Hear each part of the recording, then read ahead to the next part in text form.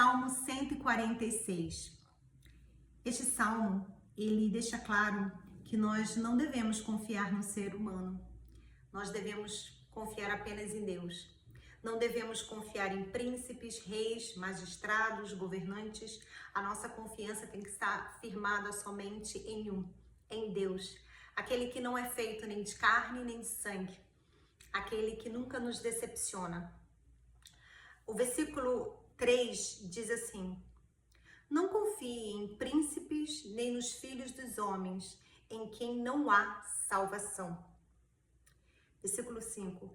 Bem-aventurado aquele que tem o Deus de Jacó por auxílio e cuja esperança está no Senhor, seu Deus, que fez o céu e a terra, o mar e tudo que há nele, e que guarda a verdade para sempre.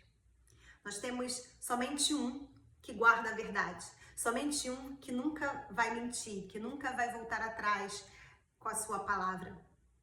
Isso deixa muito claro para a gente que a nossa força, a nossa confiança, a nossa felicidade, ela não pode estar depositada em nada que tenha carne e sangue, em nenhum ser humano. A nossa confiança, a credibilidade que nós temos que depositar em alguma coisa ou em alguém não pode ser um ser humano, porque o ser humano, ele é falho, ele sempre será falho. Só um que não é, que é Deus. Então, quando nós temos essa confiança firmada naquele que nunca nos decepciona, nós temos uma paz no coração de entender que nós precisamos, obviamente, nos relacionar. Nós vamos nos relacionar com familiares, com amigos, com pessoas em geral, mas estamos suscetíveis a decepções, a perdas, a traições. Tudo isso faz parte da nossa trajetória, tudo isso pode sobrevir a cada um de nós. Mas um dos últimos versículos que me encantou bastante e que pode ser como uma oração direcionada, intercessória para alguém que está numa situação de encarceramento, de prisão, prisão da alma, prisão das emoções, prisão de um vício propriamente dito. Diz assim: o Senhor solta os encarcerados. O Senhor abre os olhos dos cegos. O Senhor levanta os abatidos. O Senhor ama os justos. O Senhor abre os olhos dos cegos.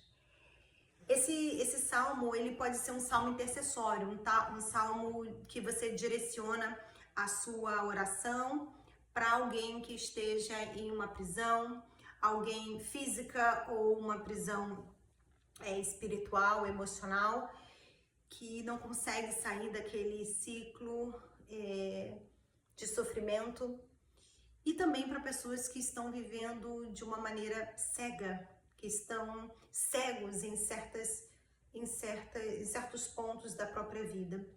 Mas, acima de tudo, esse salmo também, ele é direcionado para nós, não necessariamente para outra pessoa. Porque muitas vezes nós estamos cegos no nosso próprio julgamento, no julgamento que nós temos do próximo. Eu vou dar um exemplo de algo que eu fiz aqui na minha Bíblia. Minha Bíblia, ela tem muitas coisas, enfim, que eu escrevo, coisas para eu lembrar, versículos que eu quero sempre trazer à memória. E eu coloquei 3 frases bem diretas para que eu, todos os dias, quando eu pegar a minha Bíblia, eu lembrar do que eu preciso fazer. Não julgar, não criticar e não condenar. Dificílimo, né? Porque normalmente a gente sempre tem uma opinião para dar. Normalmente a gente, por pessoas, situações, a gente sempre quer dar o nosso parecer. E incrivelmente, como o nosso parecer, ele vem sempre preenchido de julgamento, de crítica, de condenação. E isso também é uma prisão.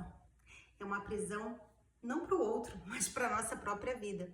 Então, que esse Salmo 148, quando ele fala que o Senhor, ele abre os olhos, ele faz o cego enxergar, ele abre os olhos dos cegos, ele abre os nossos próprios olhos para a cegueira da nossa alma, para aquilo que na nossa vida a gente não consegue ver, que está fora do alvo.